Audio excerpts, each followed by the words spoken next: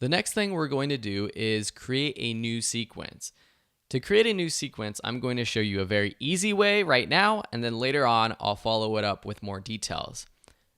Pick the video that is going to be the most popular or the most used type of video in your sequence. For example, I have an interview clip. I also have B-roll that has all types of footage. While all of this footage matches, you might not have footage for your own project that matches the frame rate, the frame size. Maybe you have some 4K footage. Maybe you have some regular 1920 by 1080 footage. Pick the video clip that is going to be used the most.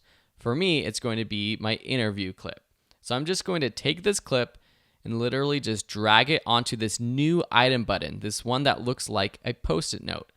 What happens is a new sequence pops up.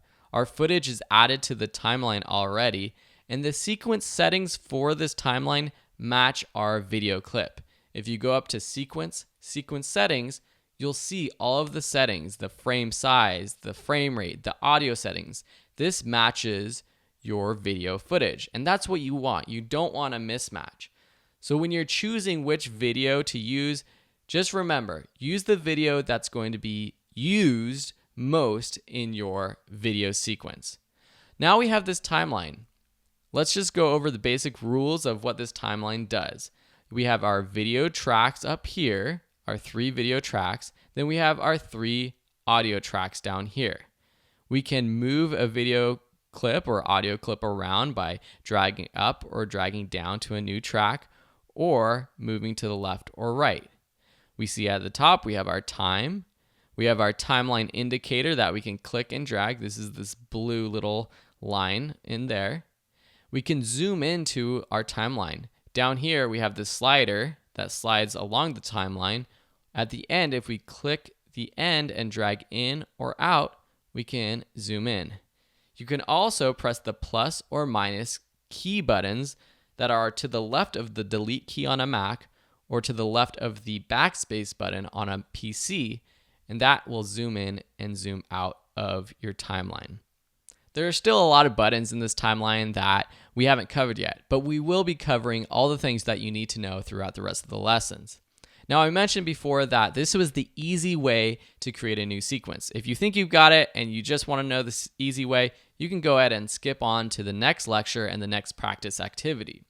But for those of you who want a little bit more information, let's get going. You can, instead of dragging into this new item button, just click New Sequence. You could also go up to File, New Sequence, and this will pop open the New Sequence module where you actually can choose the sequence settings yourself. There are 3 tabs: your sequence presets, settings, and tracks.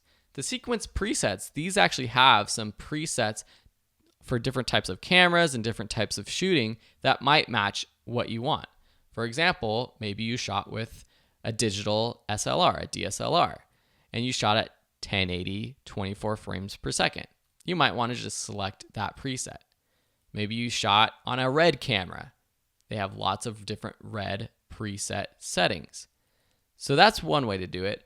Or you can choose your settings yourself, customize it. Go to the Settings tab, drop down to Custom under Editing mode. Then you can go through everything. The time base, what's your frames per second?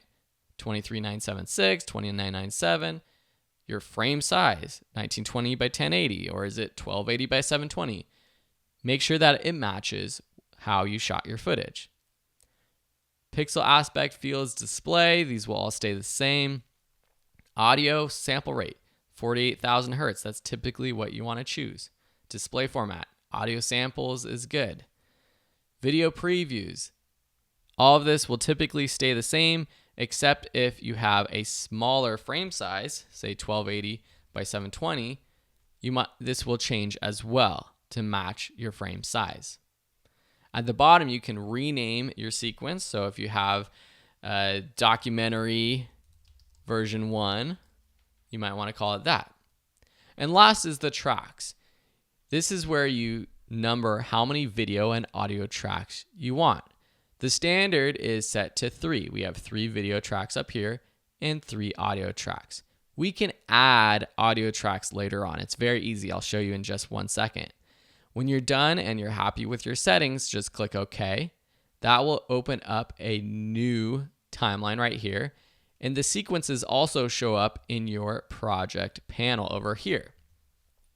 I mentioned adding new audio tracks and video tracks. When you have a video clip on your timeline, you can literally drag it up into the empty space above the tracks to create a fourth audio track or a fifth one or a sixth one. And same with the audio. I think I said audio before, but that was video. This is audio. So those are some more advanced tips for creating a sequence that has the perfect settings if you have something that you don't want to match your camera. Typically though, you want your sequence settings to match exactly what you shot as, so just do the easy way of dragging into this new item button.